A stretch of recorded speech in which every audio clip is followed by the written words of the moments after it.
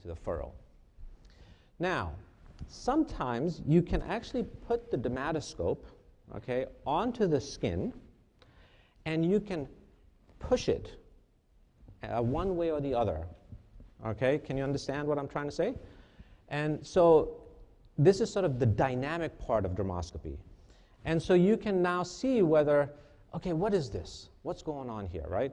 You can put the dermatoscope on, and you can just push it up and down, right? And if you do that, well, that's all in the furrows, right? You can actually see where that pigment is originating from. And so you can take one that's more nebulous, and you can now, just by that pushing force, see that it's in the furrow. Another one, like where's the pigment here, right? But if I just take the scope, I put it on the skin, and I push up on it, it's furrow, right? So it just, again, proof of principle as to why one sees the fibrillar pattern.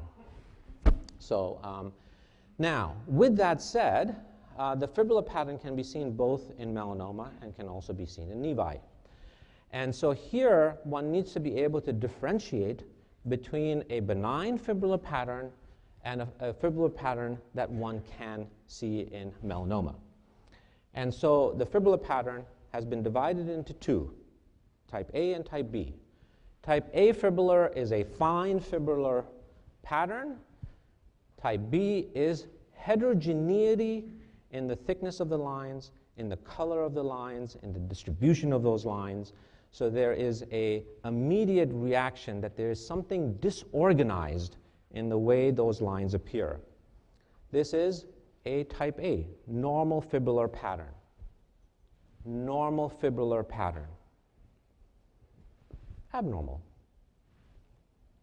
Abnormal. Abnormal only, this is the finger, but so it's always abnormal on the finger. So the fibrillar pattern, fine fibrillar with minimal variation in the color and the thickness of the lines with uniform distribution of the lines is considered normal. Increased variability in the thickness of the lines and the color of the lines and more disorganized in its distribution would become concerning for melanoma.